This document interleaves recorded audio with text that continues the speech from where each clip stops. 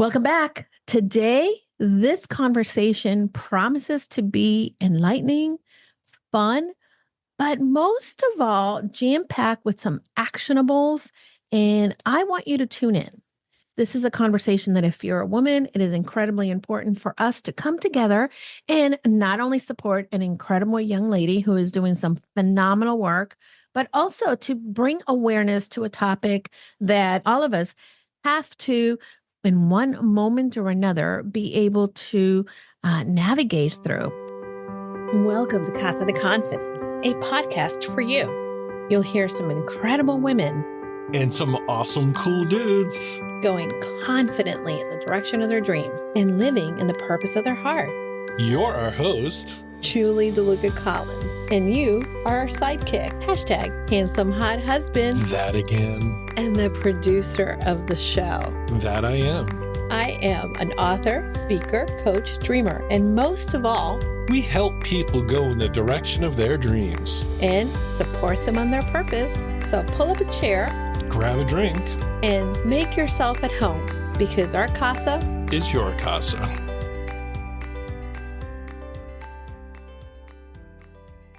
Welcome back to the place. I don't know the words to that song. I don't know what you're trying to say either. You know what I'm trying to sing. No, honestly, I don't. Come on. Welcome back, Cotter. Listen, I didn't watch that song. I mean, that thing. You didn't watch that show, but you knew about it. My mom watched it, but I didn't really care for it. I used to read when my mom would watch that and MASH, and I wasn't into those shows. Well, it's got your boy from Saturday Night Fever in it. I know. And Horseshack. But that was before he was on Saturday Night Fever. Was it? I think so. I'm pretty sure. It was during, I think, or around the same time. Yeah, but okay. My mom would watch the replays, not while I was on. Oh, that's, I got it. So she watched it later. Mm-hmm. So Julie. Yes, Daniel. I heard you talking at the beginning of the show, and this is our guest today. Mm-hmm. Amazing. Wow. I really wish I had my stuff together at her age. I was, I mean, not to say that I didn't, but wow. I really wish that I could be launching a global campaign at 25 and creating this amazing impact in the lives of others. Mm-hmm. Makes me wonder, are we teaching our youth, your youths? Another callback. Another callback. You know, we should have a show that says callbacks to things we sort of remember. You sort of remember? Oh, Lord, have mercy. Hey, by the way, I'm a little sleepy today because I had an outing last night. Yeah. I spoke at an event. You did? Mm-hmm. What was the event you spoke at? The Entrepreneur Extravaganza. Wow, you piped up now. Well, it was exciting. I'm really so happy. The topic for me, it was not a new topic. I mean, I've talked about this, but I formally have not presented this at a speaking engagement. I talk about it on a podcast here and there, but I actually tested out a new speaking presentation. Oh, very cool. It was very cool. I want to know what my topic was. What was your topic? Okay, so my topic was network and resources for entrepreneurs. And we talked about, I talked about mainly my favorite way to network, what networking is, and also some of the resources that we can use. And it sounds pretty boring when you are saying it like this. But the way that I started the presentation is I told a story. And I didn't even introduce myself. I got up on the stage and I said, she made $100,000 in her first year in business. In her second year of business, she made over 300. In her third, she was at over $1 million. And on her fourth, she was at $1.5 million. So doesn't that catch your attention when I talk about that? A little bit. A little bit. A little bit. It should be a lot, Dan. I'm being understated here. Oh, my God. Yes, it's attention getting. It's attention getting. Now, who do you think I was talking about? I think you were talking about Lily and Brienza. Holy shish kebabs. How did you know that? Because I know things. Did I tell you that last night? No, I pay attention to you, whether you give me credit for it or not. Listen, let's not go there. Like for the fact that I didn't realize you're doing this event yesterday when you told me about it earlier in the week. And after I invited you to go with me. Yeah. Mm-hmm. That's a good thing you didn't go. I know, because you got to bring Sarah. I brought to, oh my God, I felt like such a famous person, which that's not a brag, but it was ridiculous. My friend Sarah, who is the incredible Sarah Cruz. Yes, Sarah Cruz. Hey, by the way, Sarah and I met because I was looking to have headshots when I still worked at corporate, and I found her. I don't know how. I want to say it was Thumbtack. Thumbtack. Yeah, and she took my pictures. We went to the library. We met her at the library, and she did the most fabulous I was there headshots. that day. Yes, you were. And I loved it. It was freaking fantastic. And yeah, what's not to like? Yeah. So subsequently, Sarah and I have become good friends, and she lives right down the road, and we're going to Pearl's retreat. So she took pictures last night? Yeah, well, it's so funny because she picked me up and you put her to work? I didn't put her to work. She's like, hey, I brought my camera. I'm going to take some pictures. I'm like, you are? I'm like, okay. Right. So then that's amazing. The event, like there was networking in the very beginning, and then we had some hors d'oeuvres, and after the hors d'oeuvres, we had dinner. They served a dinner, and then when the first speaker went, and they invited me to go second. And when I got up to speak, then all of a sudden we were sitting in the table in the front, and I look up and Sarah's not at the table. And I'm like, oh, because, you look to the audience to find that friendly face. And where is Sarah? She's in the back of the room with her camera, all like, tick, tick, tick, tick, paparazzi. I'm like, oh my God, this is so fun. Anyway, I love her. She's so kind-hearted and smart. And just to give her, she's a go-give. We should give awards to people in this podcast. That'd be a great idea. Yeah, I think we should do the podcast, the potty. The potty? No, hold on. That sounds more like a toilet. Hold on. It does sound like a toilet. Okay. Oh, we can give that award too to certain, whatever politicians. Oh my God, Daniel. We're not that kind of show, although I'd like to be. We're not. I would like to be that kind of a show. Yeah. Maybe we have a separate podcast. Maybe we should do a special edition podcast.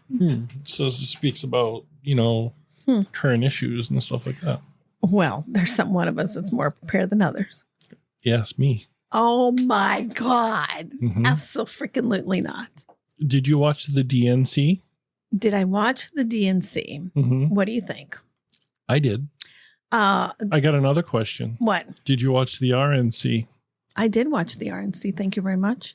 You did not. Yeah, they did. And by the way, let me just make a point, and this is not a political point, but this is just a question in general. How come at the RNC, there weren't any of the past presidents the Republican Party has held there? I can tell you why. We're not going to get political, but why? Because the Republican Party, as it once was, no longer exists. Is that spoken from a registered level. Republican? I'm not registered Republican. You're not? I'm independent. You are? I am. Like Oprah Winfrey? Oprah Winfrey's independent. I am like Oprah. Ridiculous. Anyway. So Sarah and I kind of discussed this as well because we were tired. I stayed up all kinds of hours past my bedtime. But anyway, let me tell you something. Did we get too political there? Listen. No, I don't think so. I'm going to tell you something. And surface level. You know that this is something that I feel very strongly about. We avoid having conversations and opinions because we don't want to rock the boat. That's true. But the reality is that we're all in the boat. And if we don't learn to get along and we don't learn to respect each other's opinions, and the only way to have meaningful conversations is by not avoiding them. I absolutely agree. I mean, a lot of times we avoid conversations and then we just make up stories in our heads about what the other person really thinks. And because we don't have conversations. That's right. And by the way, I want you to know that the conversation that I'm having today with our guest is something that a lot of people avoid talking about and a lot of people don't know about. So this is one of the reasons that I wanted to hold this conversation with our incredible guest. But I also wanted to highlight one of the things that we avoid in this society. You know, I can go on and talk about my experiences about periods and period poverty. I remember a time in which I got my period in school and my mom didn't really have any money and I didn't have period supplies. And I basically remember that there was a little like dispenser at the mall where I worked. And I went through the house and I picked up change to go and get period, things from the change that I found around the house. And I look back and I think no one should have to be in that situation. So for this reason, I'm talking about this young woman, talking with this young woman who is just bringing awareness to this. And I'm incredibly grateful that she took the time to be here. All right, here's Esena and Julie. Today, I have with me Esena Banson, who is originally from Ghana and is now residing in London. She is currently competing in the Miss Africa America pageant. Her love for fashion and beauty is evident in all she does. But one of the things that she is sharing with the world and part of her platform is talking about period poverty. And in case you don't know what period poverty, it refers to the inability to afford and access menstrual products, sanitation and hygiene facilities, and education and awareness to manage menstrual health. So simply put, period poverty costs women and girls too much, and it doesn't have to be like this. So let's dive into this conversation. Welcome, Esena. Excited to have you here. I'm good, thank you. How are you? I am doing great. You are in one of my favorite cities in the world, London. I have to take my husband to London. I have not been there for a while, and he's never been. So we are due for a visit. Yes, and then it will be lovely to host you when you're in London. Well, I would love it. We'll have to have some tea, walk around. I don't know. It's been a while. So I think that this is the year we return to London. Now, you are competing for, a competition that I think a lot of people may not heard about it, but I have come across it. We've had a guest, a friend of the show here, Miss Kyra Eubanks, who competed in Miss America. She is the pageant winner from Florida.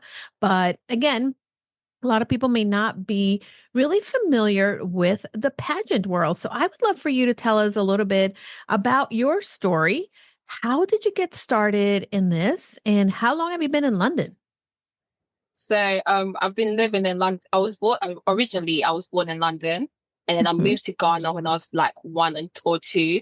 And I stayed there till year 6. So I came back here when I was like 11 or 12. So I loved living in Ghana. It's very different from living in London. But yeah, so I've had the both worlds. So the best of both worlds. So yeah, in terms of the pageant, originally I started this as fun. I said, okay, pageant. All I thought about pageant was beauty. Looking into my fashion, like enjoying it and just making just showcasing beauty and Ghana on traditions and stuff. But then my views have actually really changed since I started this pageant. That it's not just about just looking beautiful or just showcasing your fashion, but it's about doing something with purpose. And I feel like that's what I'm doing right now. And I'm very, very grateful for this opportunity because it's helped me to actually have a purpose and have a mission that I know that I'm making an impact. I know that I'm standing for a good cause. I know that I'm actually meeting people and then they're like, wow, like this is something that people are not talking about. Let's talk about it. So yeah. I think that a lot of people have a lot of misconceptions when it comes to pageants. I know that from having individuals. And by the way, my mom was a pageant contestant. She was Miss El Salvador and she won Miss Central America at one point. Oh, that's amazing. So, but this is, before pageants were really televised and they are what they are today. But, her experience was something that she always shared, that it was an experience of being able to get along with others. And it's not about, the catty competition that sometimes we see, but this is a prestigious platform and it's uniting contestants from, I believe it's 54 nations. And you're really celebrating diversity, culture, empowerment. And again, you're not just crowning a queen, but you're really bringing together and showcasing someone's grace, someone's leadership. And that's incredibly important in this world, is that we need to highlight these individuals that are doing some phenomenal work. Now, what are you hoping that you will gain from participating in the pageant? So what I'm hoping to gain is just, as I said before, it's just like doing something with a purpose, like having a meaningful life. So just knowing that after the pageant, it just doesn't stop here. So being able to make an impact, being able to work with charities, meeting people, going on TV, going on radios, like going on shows like this, just spreading awareness of what period poverty is. I would love to win, obviously, because when you take part in a show, you would want to win. But my main focus is just going on that stage and just knowing that people will actually know more about period poverty. And even just starting just a competition, I've met so many people that I had no idea. And now they know, now they're following me and then just going along with my journey and just educating people, because if one person doesn't say it, nobody would ever know. So I'm just very grateful for this opportunity. Well, I think that, again, bringing light to something that a lot of people don't realize. And again, millions of women and girls worldwide cannot afford menstrual products or access water and sanitation facilities to manage your menstrual hygiene. And this is something that becomes really difficult, and it really knocks your confidence. And I think that we can all, as women, identify with, this is a natural part of life, having a period, and hopefully we can talk more about this and not be a period. Because I remember when I got my period, I was 11, but it was really hush hush, and we didn't talk about this, and you had to kind of hide, like, oh no, I have my period, and there's so much that we need to just bring awareness, so that, number one, it's healthy to be able to discuss it, because if something is wrong, it's easy for us to not know if we're not talking about it and we don't know what normal is. And the second part is that, this is a part of life. This is a part of being a woman. And it doesn't have to be something that it's something that's going to chip away at girls' confidence and at women's well-being as well. What has been your experience with period poverty? How did you become aware? Did you have a personal view of it? Tell me more about that. So my personal experience with period poverty, I would say that when I went to uni, it really hit me, because obviously I was living with my mum and my sister. And because we were the girls, my mum used to actually buy the products. So I didn't think about it. When it was my period, I wasn't thinking, oh, do I need to buy pads? Do I need to get tampons? It was nothing like that, because it would just be provided in the bathroom. I'll just use it and go. When I got to university, I said, whoa, this is another expense that I have to add to myself. And sometimes it's never just about being able to afford it. It was just about just forgetting. Because I will actually do my calendar, check this next week. I'll be like, oh yeah, I got time. But sometimes it's a human body. It can come two days before, it can come 3 days before, and I'm not prepared. And that really hit me when I got to university, that I had to plan ahead.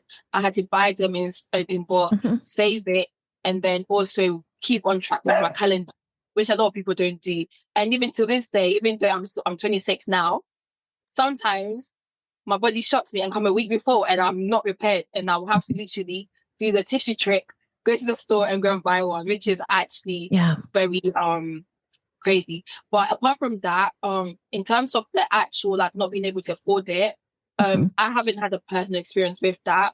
And also just even just the knowledge about periods just in general. Growing up, my church, I was in a church called Assemblies of God. So they had a group called Missionettes, which was girls ranging from 6 to 16 or even 6 to 18, depending on the church. So we were taught about how to clean yourself, how to manage your period, what is period, how to be as a woman, how to carry yourself, smelling, bathing, showering, all of it. The list goes on. Yeah. So when I had my period, I wasn't in shock because I was kind of prepared and I had the knowledge behind it, which is one of the things why I even chose to do the spirit poverty thing. Because, for example, me, I've had that experience. I've had that knowledge. I've had that education about periods. But loads of girls didn't have those experiences. They haven't had that group that will gather them and say, let me teach you about periods. This is how you need to act. It's normal, the taboos. You can talk to your parents about it. You can talk to your society about it. It's fine. You can talk to your friends about it. It's okay. It's natural. So that's what part of my thing with my whole campaign is just to educate people, just to help people to have that space that they can just talk about these topics. Yeah. I think that this is a really important point, specifically because when we think of the word poverty, we're always thinking economics. And yes, there is a level of having poverty and not being able to afford the products, which, by the way, are not cheap. And when I started teaching and I lived out on my own, very similarly to you, I had to think like, oh my gosh, okay. And really, I remember my paycheck, one of my paychecks covered my entire rent. And I had $40 left until the next paycheck. And I had to make that last. And I had to pay for my transportation to work. God forbid, if I wanted to go out and I didn't really have the money, or if I if my period came early and I was not prepared, right? That was an extra expense that people don't realize. But I want to talk about the poverty context of this conversation, because it's not just monetarily affording the products, but poverty is also the lack of knowledge, the lack of information and lack of awareness, and being unprepared for what your period is. And in many countries, women, again, are stigmatized because of something that is very normal in part of the course. I was reading that in Bangladesh and Egypt, there's 32% and only 32% and 66% of girls, respectively, have aware of menstruation before they get their period. And many of them, as we know, if you don't know what your period is, if you don't know what is happening to your body, you can become shocked, afraid, and begin this stigma of, just harming yourself because you don't even know what is going on with your body. And again, menstruation for girls seems in many parts of this world makes you untouchable, makes you dirty. And we need to create the space where we're educating girls and we're helping them with their confidence and helping them to not feel like they're outcast and that they're in another realm of society. What are your thoughts? What you said is exactly what it is. So in terms of poverty, it's just not the money aspect of it. It's also about just people just having knowledge, just knowing about periods and stuff, and just having that education behind it. And shockingly, you will actually think that this is just other third world countries. This is actually happening in the US and the UK, which is actually very, because even with some schools, they're not having these sex education classes anymore. They're not having these PSHE classes anymore. So girls just don't know until it actually happens. And then they just don't know where to go from there. Yesterday, I had a workshop with 20 girls, and it was about period education. And I just put up their hand and was like, oh, pop your hand if you have this type of conversation at home with your mum and your dad or your carer. Mm-hmm. Yeah. The room was silent. People are not having these conversations. Even the education system is not doing it. Families are not doing it. Friends are not doing it. So where are these girls meant to get these information from? A girl that's 10 years old, who might start her period at 11, like, because I started at 11, you started at 11. How are they meant to find this information if they're not studying this in primary school? Right. Or if they're not having this conversation with their mum at home? How would they know about it? They just don't have awareness on it. So I understand that even though these happen in the third world countries and they shut off all of these type of conversations and the taboo and all of this, and people just shy away from it, it happens in the Western world too. Yeah, absolutely. Yeah, and we don't talk about it. And I want to just, I know that sometimes people kind of roll their eyes because stats, it's easy to quote stats, but I want you to think about this. There are in the US 16.9 million people who are in menstruative poverty. Here in the US, that's 16.9 million. And among these women, 2/3 said that they struggle with affording them in the last year. That's 14% of college girls. And if we want to unpack that a little more, and by the way, I had terrible periods. I will tell you, there were terrible periods. I had incredible pain when my monthly, menses would come. And I would sometimes stay out of school. But the one thing that really is that for the number is 1 out of 10 girls also miss school because of their cycle and because of the lack of access to products and health services. And this is something that, again, it affects 1 in every 4 students. And mostly it affects women of color and mostly affects individuals who not only are they dealing with that part of the stigma, but in some communities, women are seen, especially during their period, unclean. And that creates another layer of stigma for individuals going through this. Yes. Yeah. Go ahead. Let's even add on to even that, because even with someone like me, I have a very heavy periods. So if a normal person, a normal person can go through just, let's say, 1 packet of period packs during the month, I would need 2 or 3 because I need to constantly change because I have a very heavy flow. Yeah. It adds up because even though someone might be like, oh, it's just £2, it's just £3, but I'm getting 3 of it a month. And your periods can come every 28 days. So that means in the space of the 1 year, I've gone through so many packets of period pads, and that's just an additional. And some people also some people just want this heavy. I'm not the only person that experienced heavy periods. So maybe this is a common thing that is going on around as well. That's what I just wanted to add on when you were talking about your experience. Yeah. Yeah, absolutely. And and I think that this is the other piece of it, right? Like, it's not just accessing the products that you need as you're menstruating, but it's also accessing Midol or any type of medication that can help you with that. And then when you're not participating in school, you're also not participating in clubs, activities. You may not be able to go to work again because you don't have, and if you are a young girl or young woman who is again struggling financially and you have a job and yet you don't have access to the products, sometimes toilet paper doesn't cut it. So it is very important to be able to bring awareness. Now, how are you hoping that the work that you're doing helps individuals get involved? And what can people do? Because I think sometimes, oh, well, I'm here and that's happening to somebody else that I don't know, right? What is it that people can do? How can they get involved? And what are you hoping to do through bringing awareness to this? Yeah, so there's actually different avenues that could be helped to spread awareness. Firstly is the money. So in terms of just donating to charities, maybe that £1, £2, because £2 in Ghana is 19 Ghana cedis.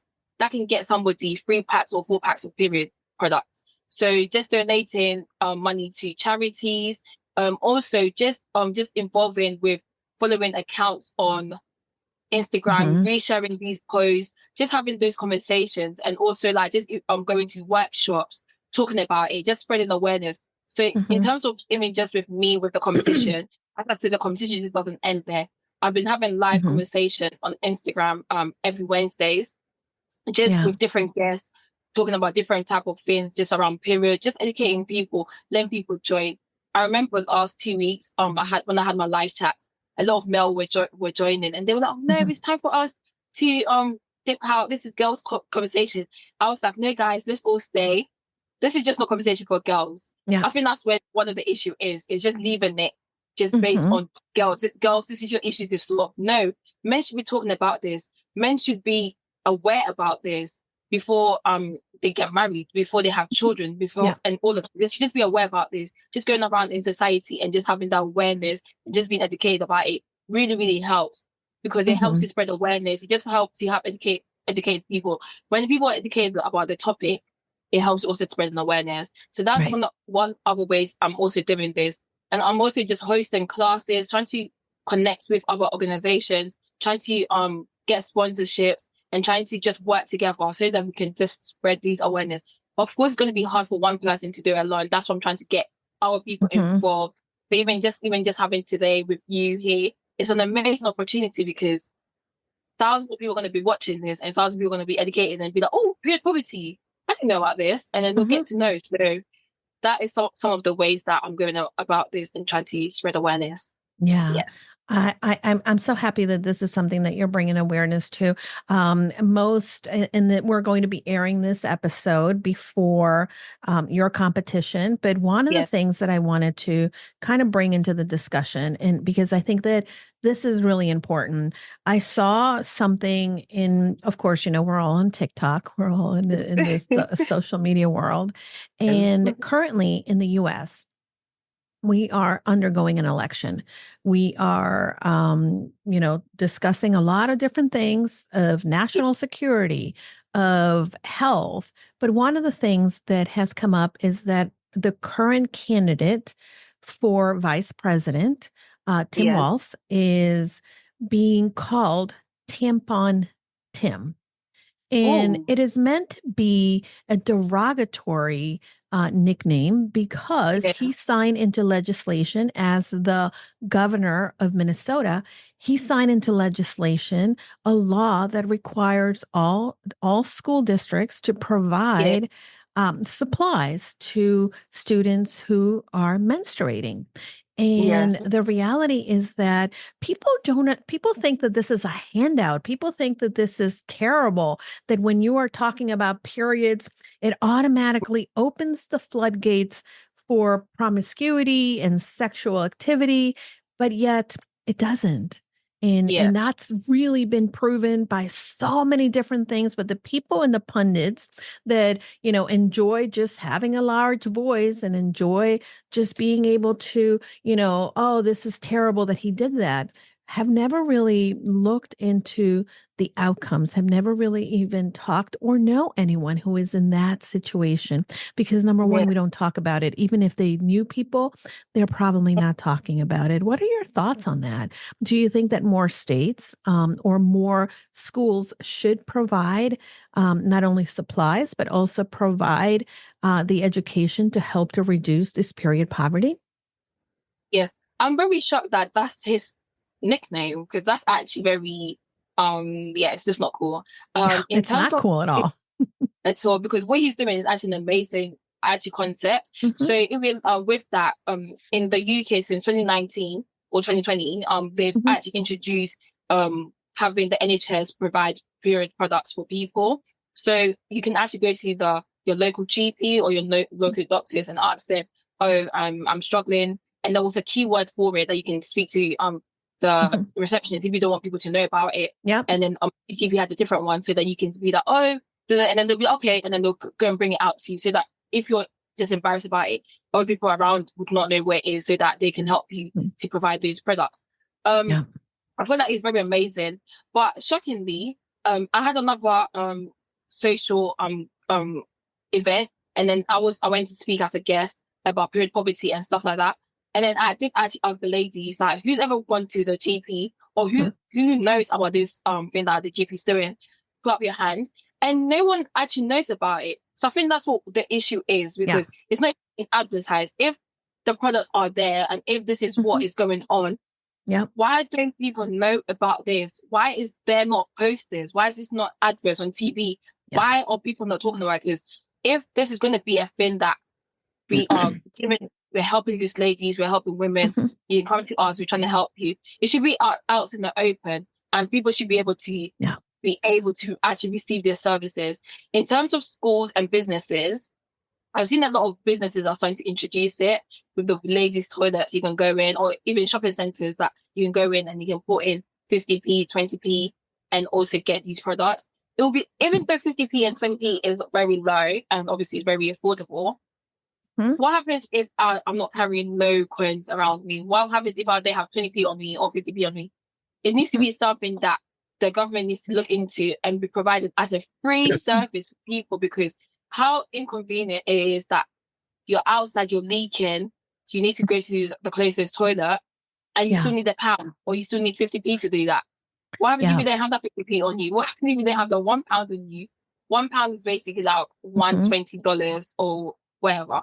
What happens if you don't have those coins on you to actually get these products? So I feel like the government needs to look into it and actually try to see how this should not even be monetized, because it's meant to be an emergency. It needs to be free. So with the education system as well, they need to start introducing these groups, start inviting guest speakers to come in to talk about these things to the girls, even boys. Like, it needs to be a discussion, and they need to stop having this taboo on it about how this is, children should not be learning about this at school, children shouldn't know about this. It's a natural thing. They're going to get it. So if you're not talking about it, you should. And how is this a taboo? So that's a very, very good question. And I feel like it needs to be worked on, and the conversation needs to happen. The conversation needs to happen. And, I live in one of the few states. There's a few states like Minnesota that actually provide funding so that, and requires schools to have accessibility to period products, because there is 86% of women who menstruate have started their periods unexpectedly in public. Yes. I know that the majority of us has had this happen. And really, when you're providing these products, 2.4%, there's an increase of attendance when you're participating, and when you are, requiring, and this only happened in New York City, by the way, which I lived in New York City. Some of the other states that afford this to their students are California, Colorado, Connecticut, where I live, Hawaii, Minnesota, New Jersey, New Mexico, Ohio, and Oregon. Now, again, there's other states that require the period products to be available, but they're not paying for them. And that's Delaware, DC, Illinois, New Hampshire, New York, Nevada, Rhode Island, Utah, Vermont, Virginia, and Washington. And the states that are offering funding is Alabama, Arizona, Georgia, Michigan, Missouri, Nebraska, North Carolina, and Pennsylvania. But ultimately, this is something that when we can get together, what it does also create, in addition to women being able to participate and being able to fight the stigma, is that it creates and it fosters gender equality. The reality is that men do not miss school because they cannot afford something that allows them to be in school. Yes. How freaking crazy is that? So we're saying, hey, you don't count as much. Your education is not as important. And again, this perpetuates women being low wage earners because they don't have the education, because they segregate themselves instead of having equal access. Yes.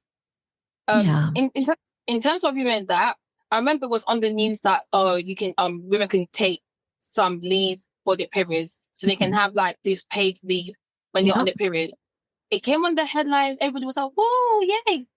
It got nipped under the bud real quick, because what happened to that? No one heard anything about that afterwards, and I feel like it's just not fair, even as a woman.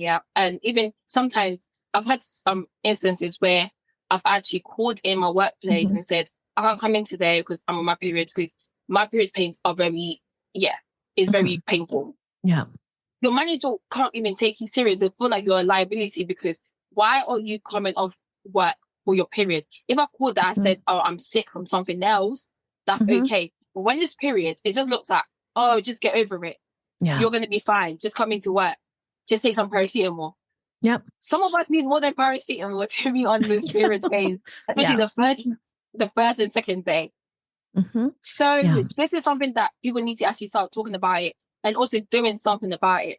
Because why should I not be entitled to that leave paid for having my period, which is actually affecting the way I actually carry on my day and my day-to-day activities? So I feel like this is actually something that also needs to be on the agenda, that needs to be discussed. Okay, we understand that young girls can't afford it.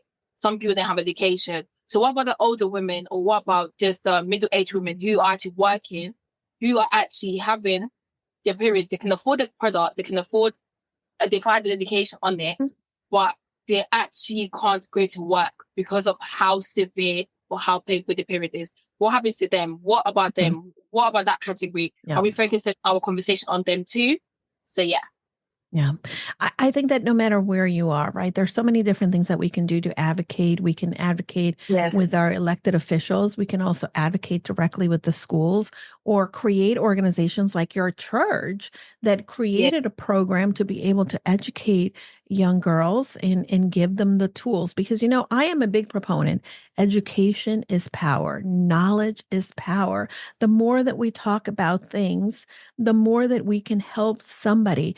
I had someone that I interviewed for this show, and she talked about she is a cancer survivor, but she talked about a very unknown symptom of what led her to be diagnosed with her cancer. And this is not something that everybody suffers with. It's very unique. But I had someone contact me and say, hey, I am so glad she talked about that because I was dealing with that and I went to get checked out and I was able to alleviate this turning into something as devastating as a cancer diagnosis. And there's so many different things that we need to really be able to just, this is, a new era in which all of us deserve to have equal opportunities, no matter what our sex is, no matter where we live or where we come from. Yes, it's very true. And you actually be shocked that when this actually gets aired, how many people will actually come up to you and be like, period poverty? What's that? What is that? Yeah, what is that? Which is amazing because, as you said, we're here to advocate, and that's what this episode is going to do for these ladies and even men. So, yeah. Absolutely. So now tell me a little bit more. I want to kind of go back a little bit to your competition. Now, where does the competition take place? Okay, so I have 2 competitions coming up. The first one is Miss Africa America, which takes place on the 28th of September in Los Angeles, which I haven't been to America before, so I'm very excited. Oh my goodness. How fun. Are you going directly to Los Angeles? Yeah, so I'm going directly to Los Angeles. I'm going to try to get there 2 days or 3 days before the event, so I can explore the city a bit more. And then the competition happens on the 28th, but we're meeting and greeting on the 26th. So I can't wait to meet the other ladies that are in the competition. I can't wait to be in America. I can't wait to try the food in America. That's top of my list. I need to get through all the food places. I'm going to connect you with lots of my friends in LA. So that, if you need some support and, again, friends of the show, Amy and Nancy Harrington, the Passionistas, they live in LA and they need to connect with you because I think that this is something that they would help and support you. That'll be amazing. And I've got a second competition coming on 15th of October, which is taking part in Albania for Miss Globe, which I'm looking forward to it because with that one, we're going to be in Albania for 2 weeks, 2 to 3 weeks. So that's going to be another whole experience. I've never been to Albania before, so I can't wait to get there and actually also still spread my awareness because the other competition is going to be over by then. But as I said, it just doesn't stop. So any other competition, any other event, I'm there just to spread awareness. So I just can't wait for that too. Well, I am curious because I know that, there's a different process for getting ready. What are you doing to get ready for the competitions? Is there something that obviously, I've seen your TikTok. I see you now. Yes, You're beautiful. You're poised. thank What are you. you doing specifically to prep? Did you shop? Are you having a gown made? Well, yeah, tell me more about that because I need to know. Yes. So I'm currently working with 3 different fashion designers that are based in Ghana. So they're making my Amazing. outfits and for Wow. the event. I can't wait to see them. So my mom is currently in Ghana, so she's gonna bring over my outfits. So in terms of actually prepping, I've been trying to go to the gym. The key word is trying because we have to keep fit and look amazing for the show. So I'm trying to go to the gym 4 times a week. Some weeks I find very challenging. I do Yeah. wake up at 5 a.m. to go to the gym. But when I Mhm. wake up sometimes, I come up with excuses. The next one I know is 10 p.m. and it's time for bed. So I've actually been trying to keep on that. In terms of my walk and practice, I have a coach that's helping me to do my walk. And I also Mhm. have a former Miss Uganda. He's a friend of mine now. And Mhm. she's actually also giving me extra lessons to work on my walk. Because it's for Miss Africa, we have to actually learn a dance, so your Mhm. traditional dance and stuff like that. So I've been trying to practice my dance Ooh, yeah. So there's a lot of things to prep. The list of my okay. to-do list is very long, but I manage and I get through it. So Well, yeah, I love that, you have the support of so many individuals, and I'm so excited to see that yes, you're working with these designers in Ghana and they're producing a beautiful, beautiful gowns for you to actually yes, bring to the competition. I know that yes. sometimes when we're wearing the right outfit, it really helps our confidence. Now, um, how do you ever feel, I guess, unsure of yourself, especially when you're in the limelight? I think that a lot of Yes, women, this could be their nightmare, having to be in front of people, strut their stuff, much less speak on something, or yes. dance, or have the attention in their body. How do you do it? So I have 2 ways of just doing this. Just also keeping positive. Because obviously by faith I'm a Christian, so just relying on God that God is going to help me to pull through, and just keeping positive and also speaking positivity always helps me also to keep on track of my faith. I have a very big family, so I have 5 siblings, and I also have my mom and my dad in my life as well. So they do actually encourage me and keep pushing me forward. And in terms of even with my family, they do ask me like, is there something we can help you with? So my sister designed my one of my outfits. She actually drew it and everything. She helps me to record my videos for my platform, for my introduction. So it does help because sometimes when you feel like you can just do it, you have to do it by yourself. It's hard. But having Mhm. friends, family, everybody around me contribute what they can to help me. So some of my friends are good with photography. They record me, take pictures of me for my Instagram, for my TikTok, which is amazing because if I had to do it by myself, then I wouldn't have that Mhm. professionalism with my content and stuff. So I just love that I just have a very strong support system around me, and everybody is actually helping me to get with this competition. And of course they want me to win, so they're putting in their all and just Mhm. not doing it. I'm just putting that 100% in there. So yeah. Yeah, I love that there's so many different people that are coming alongside, and I think that when we're doing something that is pretty exciting and pretty big, we always need that community around us. I would be remiss, and Esena, I hope that this is okay for me to kind of talk about because I think Yeah. that there might be people also that are listening. It is a common knowledge that many people oppose pageants because they feel that it hurts women's self esteem.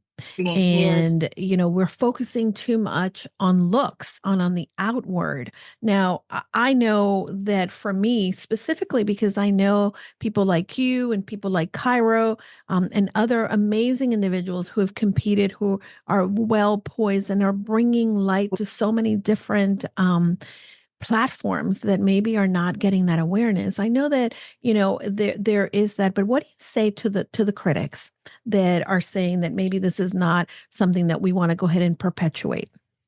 Yeah. So at first, I just thought that beauty pageant is just literally about beauty. Mm-hmm. But unless you actually research and actually get involved, since I started, that is one of the last things on the list for us. The most important thing, because if it was just about beauty, I would have come on your show and just be like, oh yeah, like I'm beautiful. Look at me. But no, it's actually focusing on actually educating. They're actually very educational, but I've actually learned so much, even just about period poverty, because I knew about period poverty before I started the competition. But the amount of information and the amount of awareness I've received and I've learned in the space of 3 months has been amazing. Like every day I learn something new. Every day I speak to people and I learn something new. It's just not about beauty, because we get to focus on our platforms and our missions. And even with the Miss African America competition, they've literally put the humanitarian platform, their mission, at forefront more than some of the other things. So they've taken out some of the other beauty aspect of the competition, so we can focus on our missions, so that it has a meaningful impact on the competition. So I feel like even though people think that it's just about beauty, as you say, people just don't know. So that's why this question is important, because when you hear my answer and you actually watch this episode, you think, wow, she's actually more than her looks. She's actually more than just looking beautiful. She's actually on a mission to actually help and impact our women around the world, which is amazing, which is something that I've even learned for myself since I've been in this competition.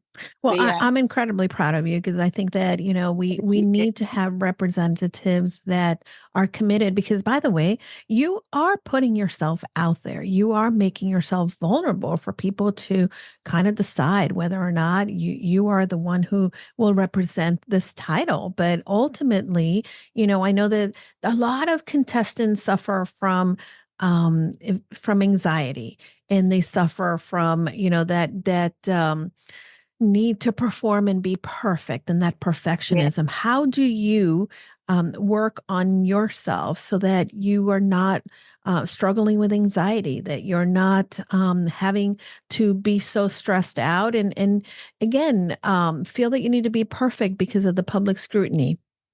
Yeah. One thing I could actually say is also practicing. So because even we have to speak speak about our missions and have a speech.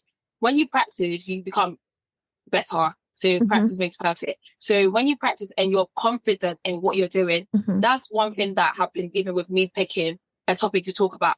I didn't a mission to focus on. I didn't pick something that I'm not 100% sure, but I didn't pick something about like mental health or something along those lines. I picked something that I can experience for myself. Other women around me have experienced it, something that I have knowledge about. So when I'm speaking about it, I'm confident in what I'm talking about because I know it. I live it as a woman. I know about this topic. So it helps me to build my confidence because it's something that I'm used to. It's something that I can have examples, something that when I'm speaking about it, I'm confident in it. I believe in the mission. So I want it to happen. So it helps me to keep up with my confidence and helps me also with anxiety and stuff like that. Also, another thing is also, as I said before, I'm a Christian. So praying helps to keep up with things like this because it gives me in control. I know that like, I don't have to worry. It's going to be okay. I have faith that it's going to go well. I believe in my kid. I believe in my mission. I believe in the competition. I believe in myself. So it just really helps. So just having those two, practicing, also picking a mission that I know I'm confident in, and also having my faith has actually really helped me to pull through all of this. So yeah.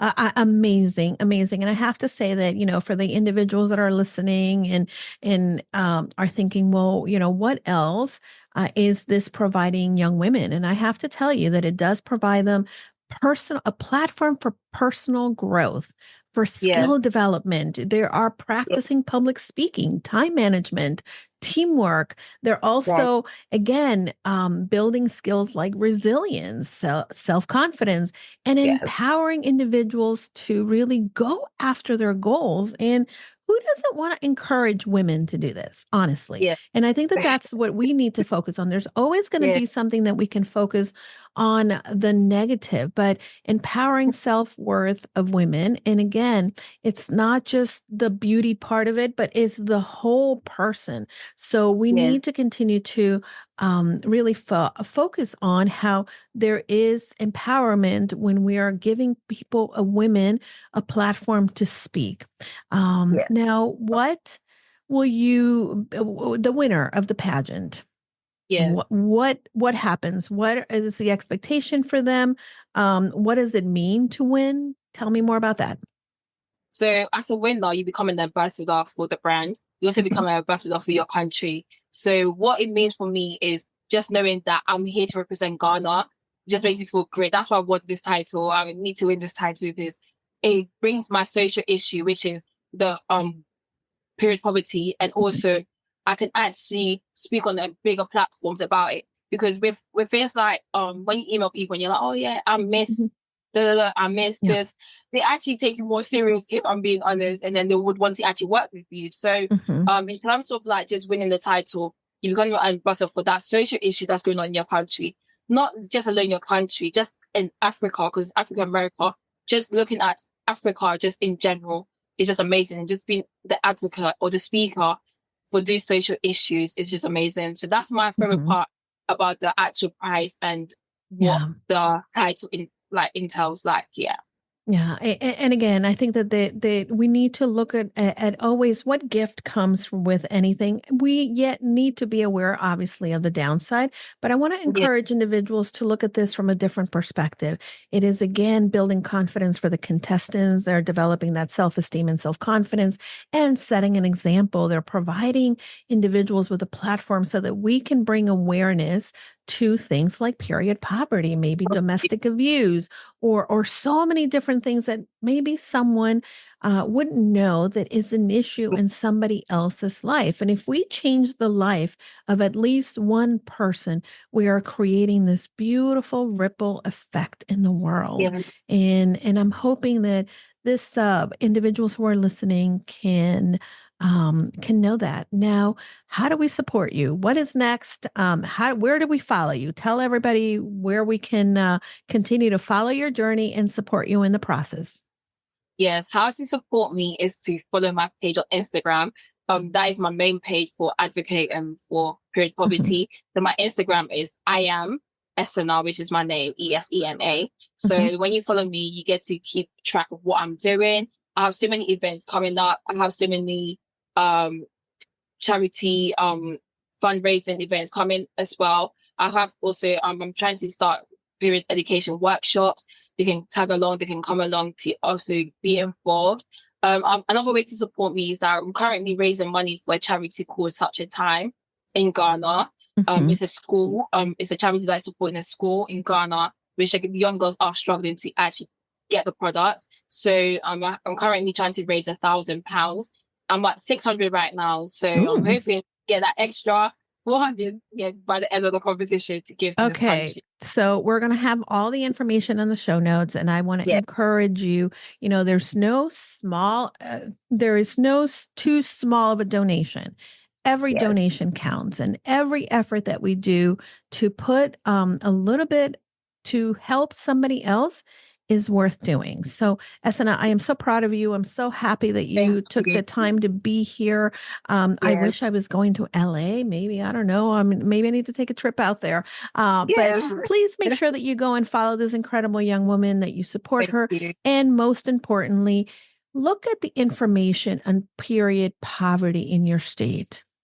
You know what it is if you're a woman to be caught off guard without anything. And can you imagine being the person who cannot afford them? Most of us have been able to go into the store and purchase something and take care of that. But what about these young women who can't and don't? So let's make an impact in their lives as well. So until next time, my friends, thank you so much, Esena. Make sure that you contact her. Go and do something about this, people. I'm really, really, really passionate about making sure that we help create a more confident in the lives of women. And until next time, don't forget, go confidently in the direction of your dreams. I'll talk to you soon, Esena. Thanks again. Thank you so much for the opportunity, and I really appreciate having me on here today. Thank you so much. My pleasure. Yeah. You're amazing. Thank you.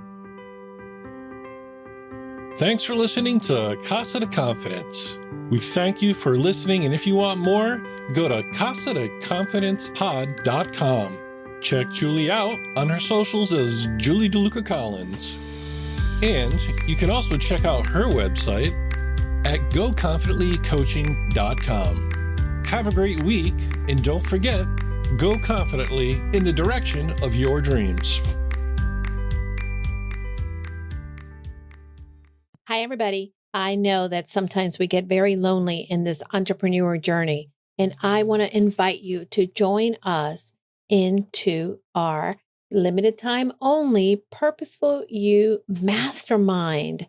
For many of us entrepreneurs, we believe that we can do it all, but the reality is that doing it alone only creates a lot of overwhelm.